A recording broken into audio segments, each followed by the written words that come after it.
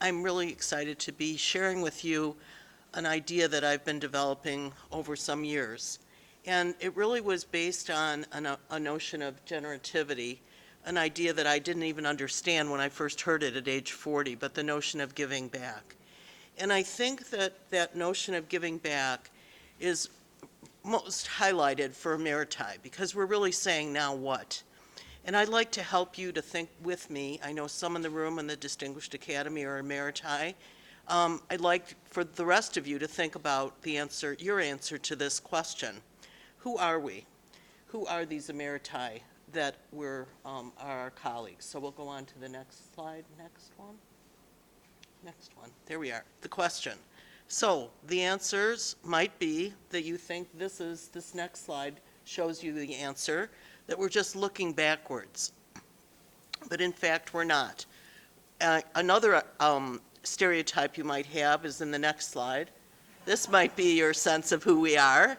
This isn't us either, nor is this one. We're not those people. We are different, as the next slide shows you. We're really, most of us, fortunately, those of us who are in good health, financially solvent, engaged, we're really at a point of harvest, and we want to partner with SUNY. So, using a sample size of 1, I can show you what I've been about. In this last, I retired 8 years ago, and I have done so many new things. As a matter of fact, I picked up a camera for the first time in 2010. And you can see from my photographs that I've had a great experience doing things with my camera. I've done various kinds of writing, including publishing 3 books that'll be at the SUNY press stop that you'll be at later today. And I've become a docent at 4 different sites at the National Historic Register. But this is not just about me. And as we look at this next quote, I'd like to share with you some of the facts about SUNY retirees. In fact, since about 2004, and thanks to Julie Petty for getting me these numbers, there have been about 15,000 SUNY retirees. We're going to stay on this slide. And about 62% of those were between the ages of 60 and 69, 25% faculty, 25% professional staff, and 50 obviously other. So there are a lot of us out there, Emeriti. And let's go on to look a little bit at what our retirees are doing. We're going to go 2 slides forward. One more. Ram Chu, a wonderful colleague from Potsdam University, and you have on the left side of your folders a section of his report that he created based on a survey he did in 2018.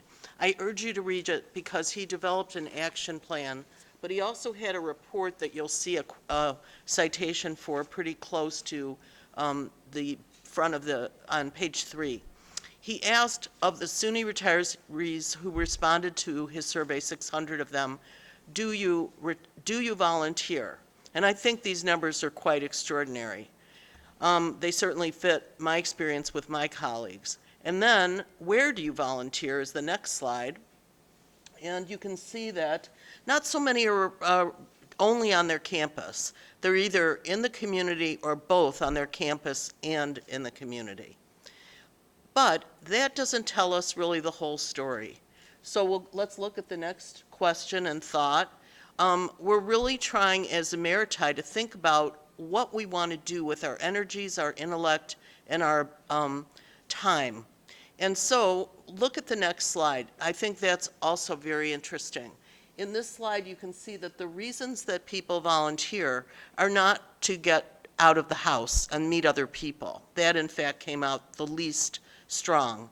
The others all have to do with generativity, giving back, making a difference. And it is, as I can certainly attest, and my colleagues on the bottom part of that slide, it's very rewarding and satisfying to volunteer. So let's go on to the next question, the next wise word. We as Emeriti, especially our distinguished Emeriti, we need to look at things differently. We need to redefine our experiences. So as we look at the next slide, I'm offering all of us in the room, because hopefully, those of you who are currently employed and receiving a paycheck will one day join the ranks of those of us who receive no paychecks. And you know what? We're very happy with that. If we can manage it financially, which SUNY has given us many opportunities to do, we can redefine who we are and what home is. This is a picture of Dorothy's red slippers. In fact, in the Book of Oz, the slippers were silver, but those weren't going to show up as well in the movie, so they changed them to red. So these are her ruby slippers, and I think that it's our job to help us click our heels together and figure out our homes within SUNY. Emeriti have the ability and capacity to look closer. I saw designs on these hinges in a building that I volunteered at that no one else saw. We also have the flexibility. This is a scene with Dale Chihuly's work on the art, and you may see that there are people lying down, standing up, twisting. We, Emeriti, can do these things, not just physically, but intellectually as well. I mentioned that Ram's research is available to you. I hope you'll take a look at it, but I have 3 additions to his plan. My first idea is have us contribute, but not on our own campuses, because we know too much. We really know too much. We should not be there. But we can help with retention of faculty, staff, and students. I encourage you to query us and then coordinate invitations to us in the region. Don't make us travel super far, but let us make sure that we get where we need to go. My second idea is that you make your invitation to us very specific and very time limited. So for example, don't just say, we'd like you to mentor on our campus. Say, we're going to collect a group of people who are interested in moving from associate to full. We would like to have you come to 4 sessions. We would like you to create a reading list, and we will have them there with coffee on these 4 days over a semester. And then we will thank you very much.